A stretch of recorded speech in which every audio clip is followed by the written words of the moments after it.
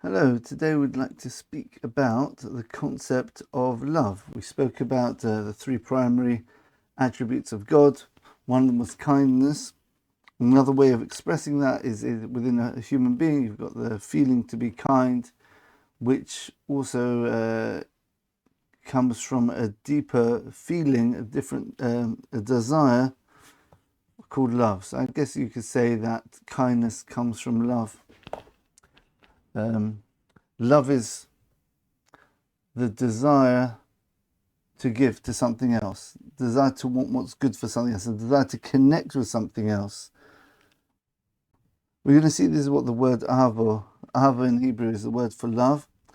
And we're going to understand what is love and how do you love something. We've got a question. The Torah says you should love Hashem, your God, right? You should love your fellow man. How do you do that? How can you just love something? So the idea is that love, as opposed to modern society, people think that love is that feeling you get when you meet someone. You just love them, and then hopefully that emotion will keep you going, and then they get married based on the love. But you see that's not what love is. Love is something much deeper than just that. It's not so sparkly, fireworks, explosive. It's something much deeper, something much more permanent. The feeling which people have, like when a man meets his future wife, for example, right? That's sort of a spark. It's giving you a glimpse of what you can achieve in the marriage, but it's only a present which God gives to you. Or if you give it's an incentive, I guess you could say.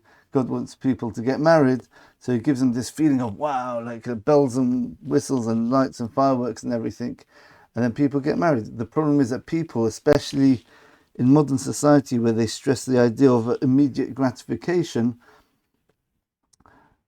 people expect that immediate gratification they get to start off with is what they're going to feel throughout the whole marriage. And anyone who's had any relationship knows that is not how it happens at all. So people's expectations of what love brings is completely framed in the wrong way, completely misunderstood. So if we have a look at the word love, let me just bring it up.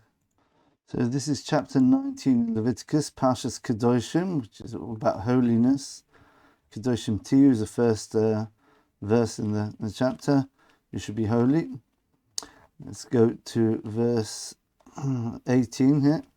Right, so you say, Lo sikem v'lesitos b'nei amecha v'ohavto l'reyacho kamoicha. Right, you must not take revenge, and you mustn't bear a grudge against someone. It's b'nei amecha, the people v'ohavto, and you shall love l'reyacho, to your friend, kamoicha, as yourself. Ani Hashem, I am God. So what's going on in this verse here? Let's have a look at the word AHaVah. The word AHaVah would be the noun. AHaVah means love. Ahavto means that you shall love. This tof at the end, this letter here, just means you, right? But the word is actually Aleph, Hey, Vase, right? And you've got another hey afterwards. The word AHaVah's got another hey at the end, right? So if you have a look at the words here, in the word AHaVah, part of the root is hey vase. Hey vase means to give. So part of loving is giving. So let's go back to me now, right? So the idea of loving is connected with giving. That's what we were trying to say at the beginning, that kindness and love go together. They're both connected with the right hand, the positive side of a person, the one which comes from within to out, like Abraham, we explained with the three patriarchs. Love and kindness. Kindness is more the product of the feeling of love. So they're both attributes, they're both character traits, they're both situated in the heart. Love means I want to connect with someone, and the way you do that is through kindness, through giving to them. When you're kind to someone, you end up loving them. How does that work? So now we understand, we've answered our question. How can God command you to have an emotional love for someone else? The answer is giving. You've got to give to them. That's a real way to love. But the problem is that the Torah is not demanding that you just simply love. He said, like yourself. That means the love has to be so powerful. Yeah. You have to love them as much as yourself. How's that possible? Now, anyone who's got a sensitive ear, they're already hearing the echoes of the interaction between the soul and the body. And the idea that the soul is meant to give to the body so much, they become one, and they both go to the world to come together. They both experience the pleasure of being close to God together as one unit, as one entity. So we're already seeing that this idea, the idea that the soul gives to the body, that makes them one. We explained how that works, because by the soul giving to the body is essentially giving back to the soul the ability to experience God, because it makes the soul similar to God. It's a giver of infinite pleasure, as we explained in the very first lecture. Is this what happens every time we love someone? Maybe. I have to think about that. But the idea is, where you love someone is where you give. So there was my rabbi, Rav Mordechai Miller, Aleph Shalom, he gave a mashal about a child who was very messy. I can't remember the exact details, but it basically goes like this. The story goes that the child was always making a mess in the house and everything, and in the bathroom he'd make a mess. So the mother said, okay, you know what, I think maybe they went to a rabbi or something, he gave them this advice or something like that. I can't remember exactly the details here, right? But the rabbi said, what you do is you give him a chore, right? Make him tidy up the bathroom, right? So he didn't want to at first, but eventually he got used to doing this, and he put a lot of effort in, and day in, day out, or week in, week out, whenever he did this, yeah, he made sure it was spotless. This was his special thing, right? Then eventually, when the mother came in, they said, oh, don't stop at the bathroom, I just made it clean. He felt a connection, a love to the bathroom, the cleanliness of the bathroom. How did that happen? He didn't care about mess before. It was just something he had to do. But the fact that he had to do it eventually got him into saying, oh, I'm investing part of myself, my bechira, my free will, I'm spending it on making the bathroom look nice. Bathroom in England, by the way, is the place where the bath actually is, not just the toilet part, right? Okay, just for the American viewers out there. Yeah, the bathroom is the place with the bath and the sink and the shower, whatever, and also the toilet. So what's going on? Because he gave of himself to make this room nice, right? Anything I say when the metaphor you can understand on different levels. Think of the soul and the body. When he was giving to this bathroom from himself, his effort, his free will, yeah, he sees himself in the bathroom. When the mother wanted to walk in with dirty shoes, he said, no, you can't do that. Because he saw there was something here in himself that was going to get damaged. So just like he didn't want to, just like a person himself doesn't want to be trampled over by someone, because he put so much effort into making the bathroom nice, he felt a connection to the room and to his clean work which he did, and he started to love it. He used to love the bathroom, and then eventually he used to love cleaning it because this is my thing, got a connection with it. It's like anything in life. Whenever we put effort into anything, we start to love that thing. The more we invest our life into, the more we become connected and one with it.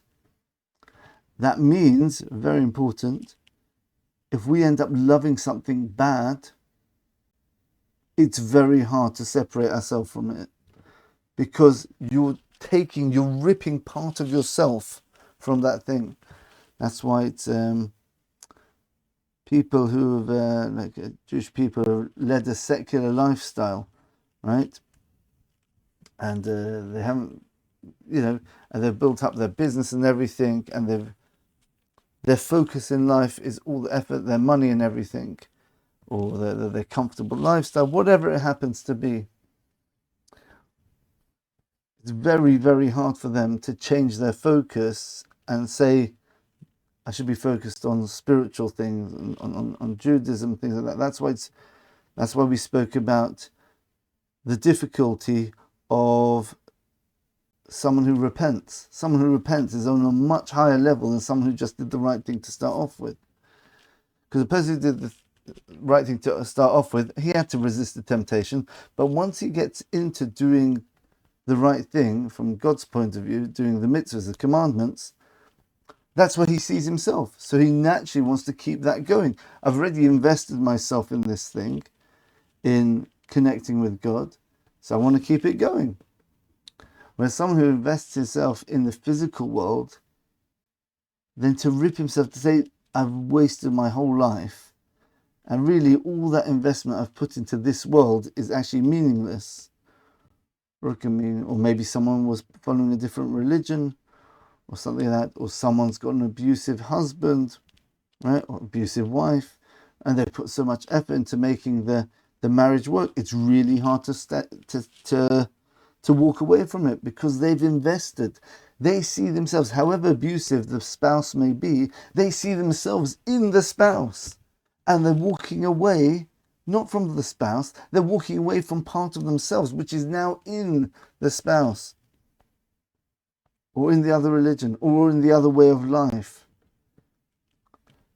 That's what love is. Love is, once you give of yourself to something, HaV, then you get AHaVah, love. Once you give, you get love, right? And that's a Jewish idea of marriage. That's why you don't have to know each other for 10 years before you get married. On the contrary, we do it the other way around. You make sure there's an intellectual meeting of minds first, and obviously there has to be a physical attraction somewhat. You can't marry someone who you get turned off by physically, as we explained. You've got the two aspects of a person, the inside and the outside. There has to be harmony between them, at least, right? But definitely can't marry someone based on the outside and not the inside, because that's just a recipe for disaster. So there has to be a meeting of the minds, and a meeting of, on the physical level, there has to be some sort of attraction there, right? But there has to be an emotion. You have to get on with the person, but there's no love there yet, so to speak. The love comes after they're married. After they're married, then day in, day out, he does a favor, he takes the bins out. Oh, she makes a bed for him or whatever, right? Or she cooks a meal.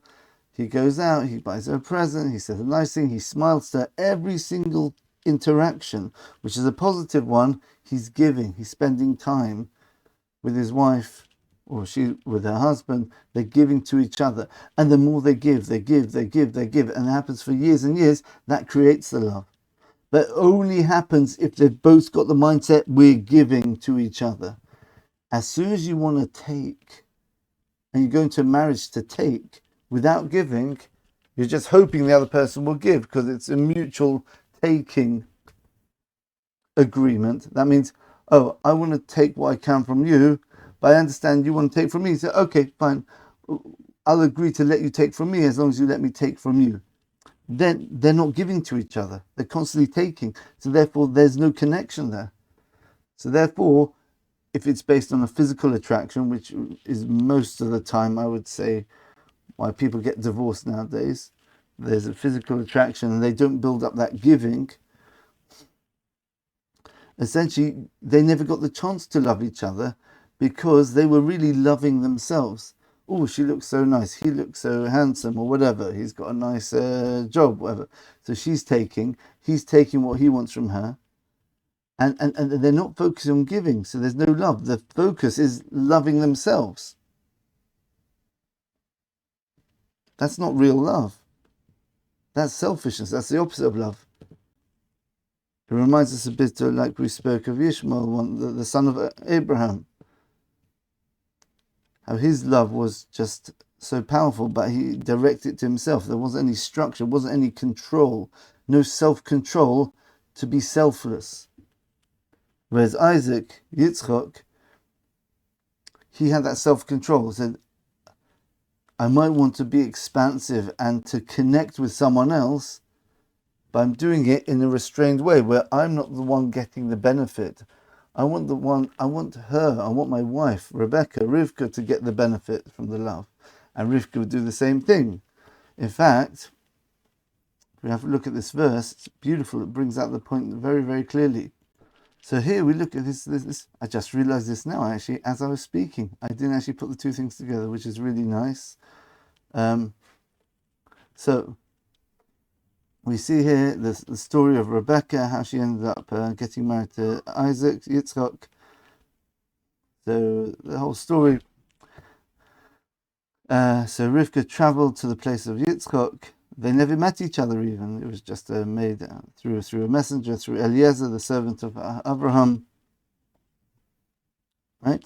And if you have a look right at the end of chapter 24 here in Genesis, right? Vatis Rivka say now, and Rivka lifted her eyes. Vateris Yitzchak vatipil mal gomor, and she saw Yitzchak, and she lowered herself from the camel. You see, she said to the servant, who is this man who's going to meet us in the field? He said, this is my master Isaac, right? The one who you're going to be betrothed to, or are betrothed to. She took a veil and covered herself. And the servant told Isaac all the story. If you want to have a look, it's a very long chapter here, the whole story about how it happened. Miraculous. God arranged Rebecca to come out exactly the time where Eliezer was looking for a wife, and there's a whole providence story there. And look at this final verse here, amazing, verse 67.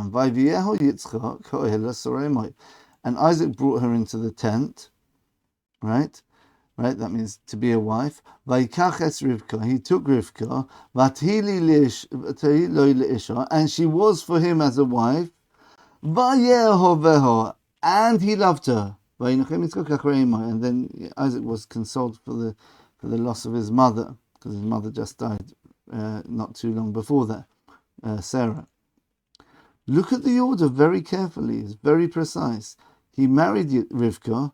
She was for him as a wife now, which means actually living together. And then then he loved her afterwards.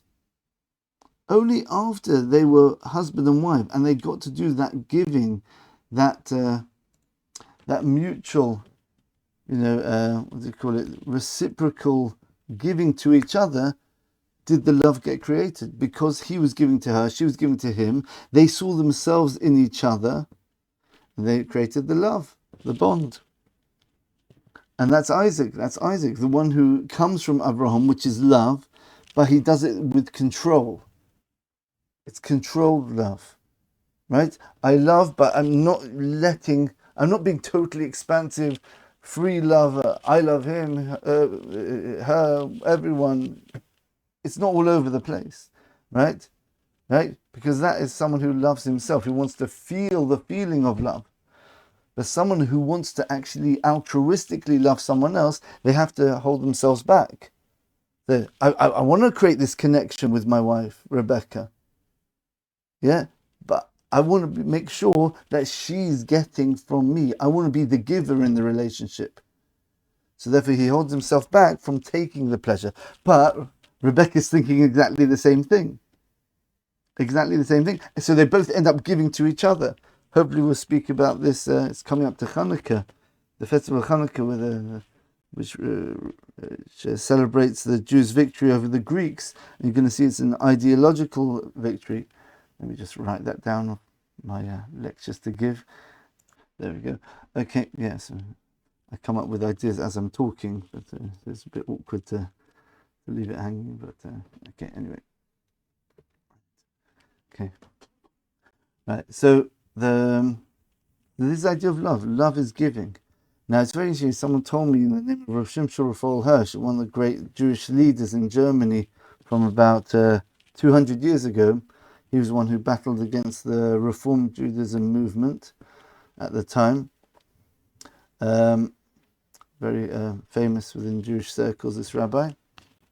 And he was a very good linguist, and he had a very, very deep understanding of the written Torah, the Chumash. And he has an amazing commentary on the Torah, very deep, very profound ideas. I think it's not Horeb. It's not Horeb. It's just his commentary. Rav Shimshon Raphael Hirsch. His commentary on the Torah, and it was written in German and it's translated into English. Very, very rare that we have a commentary written in English or a non-Jewish language. Usually it's written in Hebrew or Aramaic and you get translations, but his one was actually written in German, and we've got the English translation, which is very accessible. So why did I bring this up here? He also has an etymological dictionary where it goes through all the root words of the Jewish language, and he explains the significance of different letters and how, almost like chemistry, where you've got different letters combined with each other, you get different compounds of letters which bring out certain ideas. So he explains the letter Aleph, the very first letter in the Hebrew alphabet, represents the number 1. It's the first one. And it's got two concepts associated with it. The idea of reflexivity. It's the idea of doing something which reflects back on the person doing it. It also represents the idea of unity. So one nice example is the word which means to eat, achila. Achila, the root letters are Aleph, HaV, Lamed, for those who would like to see it. So we see earlier in this very same chapter, chapter 24, Vayochlu Vayishtu, and they ate and drank. So this is the three root letters of the word Achila, Aleph, HaV, Lamed. Right, the Aleph is this first one here, which means the letter 1, or the first letter in the alphabet. So the word Achila is eating. What's the significance of what two things can we learn from the fact that the word oichel, which means to eat, begins with the letter Aleph? It's reflexive and it's unifying, right? It makes you one with the thing. So how does eating work? We're going to have a whole separate lecture all about eating. Eating, two interesting qualities of eating is that you become one with the thing you're eating. Right? When you smell something, you're here, you got the thing you're smelling, you smell it, you experience, it gives off some of its fragrance, the thing you're smelling, but you are separate from the thing which you're smelling. And when you hear something, you're hearing that thing over there coming to your ears, but you are separate from thing. Eating is very different. When you eat something, you become one with the thing you're eating. In fact, the thing which you're eating becomes part of your body. Yeah, the nutrients go into the body, it builds up the muscles, the skin, the bone, everything, the blood. Everything in the body becomes one with the food. Very deep idea. Eating such a powerful thing. It's you becoming one with something else. It's a very intimate, very deep connection with the thing which you're eating. That's why so many rules, so many laws in the Torah about eating prohibited foods and not eating prohibited foods, the kosher foods, things have to be kosher from different aspects, kosher animals, even kosher animals have to be prepared in the right way, not to have the blood, it has to be drawn out the blood through salting, etc. So the idea of eating is becoming one with the food. Right? That's the idea of the letter Aleph becoming one. The letter Aleph also represents reflexivity, because as Rabbi Lister from Edra told me, he's the one who introduced me to this idea, that just like when you eat something, you got this nice piece of cake, you're eating the cake, but really the cake's also eating you, right? Who's eating who when you're eating the cake? When you're eating the cake, that cake is dominating you. You want that piece of cake. That cake is... So when you eat, it's really you're getting yourself eaten by the thing you're eating. You become absorbed in the pleasure of the eating. Same thing with AHaVah as well. Beautiful idea. Yeah? We explained that the word AHaVah, over here, let's bring it up again. These are three root letters. AHaVah, Aleph, HaV. It's got that word HaV in it, which means to give. So we understand that the word AHaVah is to do with giving, but it's got an Aleph at the beginning. That means the primary element of the concept of love is reflexivity and unity, right? So it's the idea of when I give to someone and I do it in such a way where I'm giving but I'm getting back. It's an amazing idea. When you truly altruistically give to something else, you love that thing and you get so much out of it, out of the fact that you're giving. Only someone who truly understands love will appreciate this, and I assume that's most people watching. There must be someone in your life who got a real pure bond of love, right? Hopefully, right? When you give altruistically, it's reflexive. It's like you're giving yourself. I love giving. It's addictive. I want to give more. I want to give more. Oh, they're getting pleasure from me. They're being happy. Yeah, that gives me pleasure. The fact that they're getting pleasure. Because now it's sort of a vicious circle. Because I see them being happy, I see myself in them. That is the idea of the letter Aleph, meaning a unity. When you give to someone, you become one with them.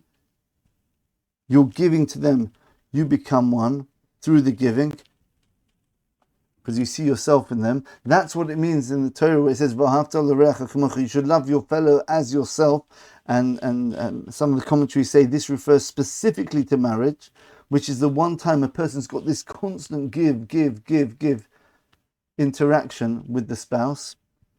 The only time you can truly have a pure 100% love, where you love the person as yourself. You can say the children as well. That might be a different dynamic. You don't have to give so much to the children. With the children, they literally are part of you. You don't have to give to the children for you to feel they're part of you. But with a spouse, you have to work on it. You have to create that connection.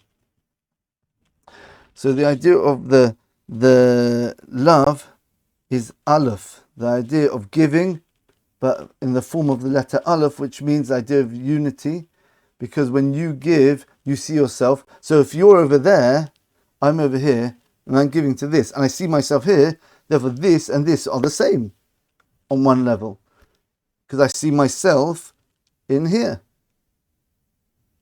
So become one. That's love. And because of that, it's reflexive. The more I give, the more I'm receiving. Not because they're giving me something back. I'm getting through giving. The pleasure of giving, the more I see the other person happy, the more I'm feeling that happiness myself. That's real love. That's unity. Right?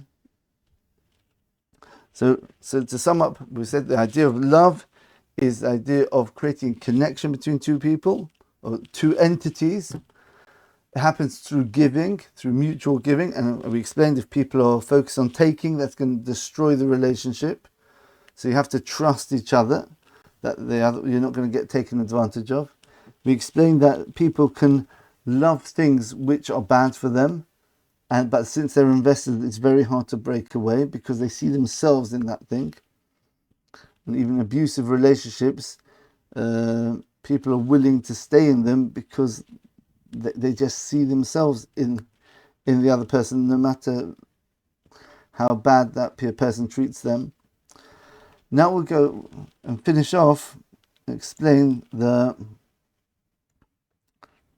idea of the two mitzvahs in the Torah. Now, the truth is, I heard from Rabbi Shimon Kessin that he, I think, or Mendel Kessin, maybe his brother, explained what are the two most fundamental commandments in the Torah.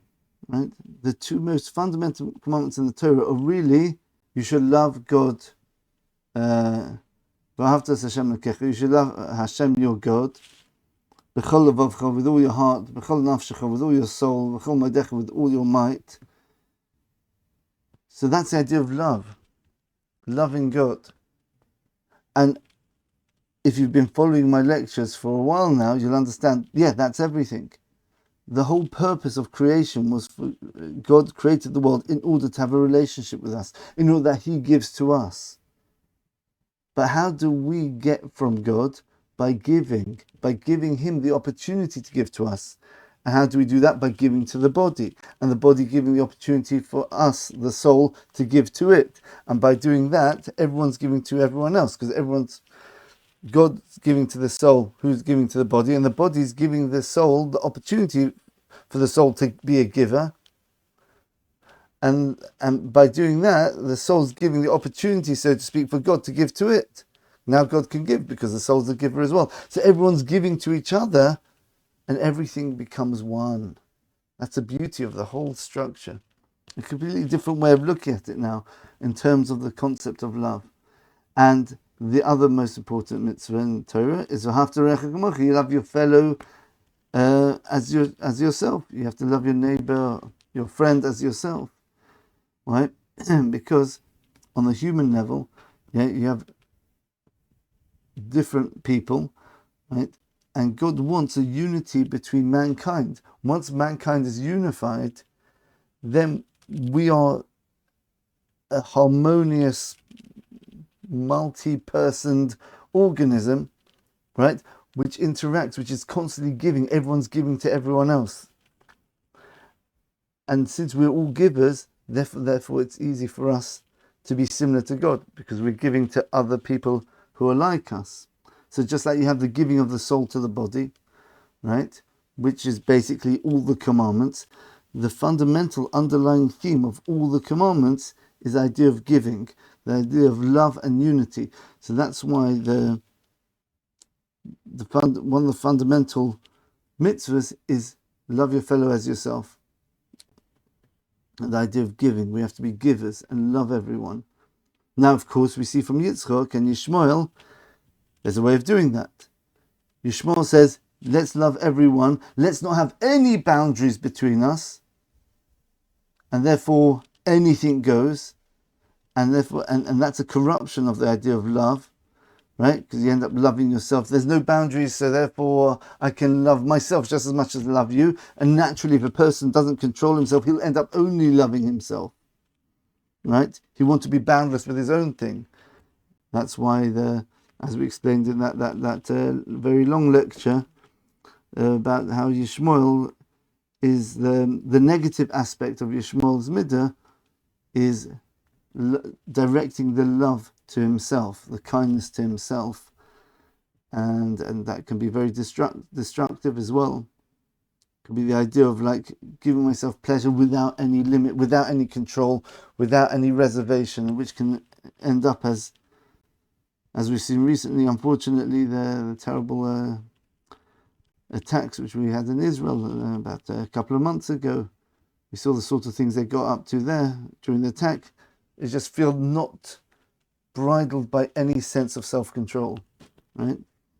Whereas Isaac, which represents the Jewish people, is the idea we love mankind very much. We want to be a light to the nations so deeply. It's hard to describe how much we want this. We want to be good. We want everyone to be happy. We want everyone to be connected with God and know that pleasure of connection with God, right? But we have to know how to control ourselves. We can't just have to do it in the right structure. We can't sacrifice what God's telling us to do in order just to convince people to have that connection with God. Can't do it that way. Got to be honest. Got to have that balance of kindness and discipline, which is emes, truth, like we explained with Jacob, who's the son of Isaac, who's the son of Abraham. Yeah. So anyway, so those are the two fundamental mitzvahs in Torah: loving Hashem and loving fellow man. And by doing that, you become a giver. And when you're a giver, you're similar to God. You end up having so you look at it like we're giving down here to each other. That lets us give sort of vertically, have that interaction with God. And that's how we become one with each other and one with God. Right? Okay, that it? Yeah, I think that's it. Let me just finish off.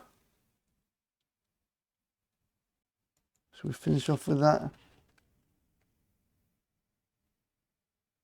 Yeah, I think we can. I was going to do this in a separate lecture. But let's say there's a metaphor of Rabbi Dessler, the teacher of my teacher, Rabbi Miller, Elio Dessler. He speaks a lot about this idea of kindness. And everyone should check out his book, Strive for Truth by Rabbi Dessler. Amazing, very deep philosophical work. A lot of my ideas are coming from him through his pupil, Rabbi Miller. So he said that, what is the world to come? Right? He said, and what is hell? This is very nice, this. Right? Imagine, okay, so he said basically heaven and hell are exactly the same thing. Okay, what does that mean? Okay, it's getting a bit worrying. There's only one difference, right? This is obviously a metaphor. You're at a banqueting hall with a massive table with the most delicious foods on the table, right? And everything is laid out beautifully. Any most delicious delicacies which you can ever imagine is right there. Okay, obviously it's a metaphor because the world to come is much more abstract than this. It's much deeper than just physical pleasures, as we explained throughout all our lectures. What the world to come is, a connection with God, which is a source of pleasure. But food is a very good example, as we explained today. The significance of food and eating. It's a pleasure which is very, very deep. So it's a very good parable, analogy, metaphor for representing the idea of pleasure. So imagine you're at this banqueting hall and you've got all the food on the table and it's delicious and everyone's sitting down at the table. You've got knives and forks there and everything. And there's just one catch. No one has elbows. No one has elbows. Let's think about that a sec. Right? So the people in hell, they're sitting there at the banqueting table. They see all this thing. They want to be takers. Remember, they're takers. They're not givers. Yeah, they just care about themselves. They're there. They've got this food. I've got a cup here. Let's demonstrate with a cup, right? So they got a cup. They're trying to put the drink, the amazing drink. Why they can't do it? Because they don't have any elbows, right? So they're focusing on themselves and they're just suffering there with the most amazing pleasure and they can't get it. Maybe hinting to the idea of the amazing pleasure of being close to God, and they can't take it. They can't take it because they're not givers, so they can't be close to God. It's a beautiful mashal. It's a beautiful parable. It covers so many of the ideas we've spoken out. Yeah. So each one's going to be there with God, so to speak, with the food on the table, so to speak, and they can't take it because you can't take in the world to come. You have to be a giver. The only way you can be close to God is by giving. So they're just takers. They got nothing. That's hell. Hell is seeing what you could have and it's that close and you can't get it. It's knowing the pleasure which you could be having and you're not getting it. Whereas in heaven, let's say, heaven, the Garden of Eden, whatever you want to call it, what happens? You got the person here. Oh, I can't do it. Here, but, oh, look at this amazing drink. Yeah, let me give it to you. There you go. Screen. Oh, it's a bit dirty, that cup. You got the idea, right? So I'm giving you, and then you give me, right? I take this beautiful piece of chicken, I feed you, right? And then you feed me. Everyone's happy because everyone's giving to each other. Everyone's enjoying it. That's a secret of giving. Giving is everything. God set up the world, and conceptually, if you want to go really abstract, it's the idea of the number two. Before God creates the world, there's just one. After God creates the world, there's two. There's him and there's us. So that means there is a separation, right? So obviously the goal is for us to be one again. But there is an us who can experience God. That can only be through giving. Giving is a way you connect, right? Either connecting with other people or connecting with God. Okay, I think that'll do it for today. I hope you enjoyed that. And remember, true love. This is what we're talking about. Not what modern society says, what true love is. This is true love.